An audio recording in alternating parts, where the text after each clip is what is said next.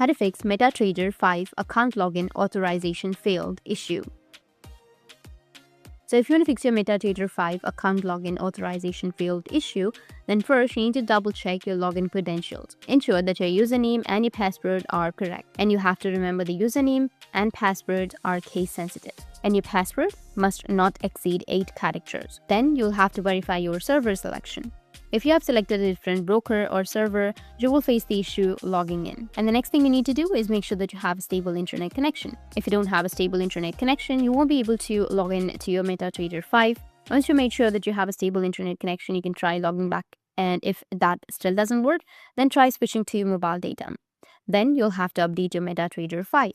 For that, just open up your Play Store and search for the MetaTrader 5. After searching, you can tap on the MetaTrader 5, and if you have any update on the application, you just need simply go and update it. After updating, your problem will be fixed. Finally, what you can do is check your account verification status with your broker. Demo account may be deactivated after a period of inactivity. So make sure that you log into your account time and again. After doing all of that, you should be able to easily fix the issue. And if you have any questions, feel free to comment below. Thanks for watching.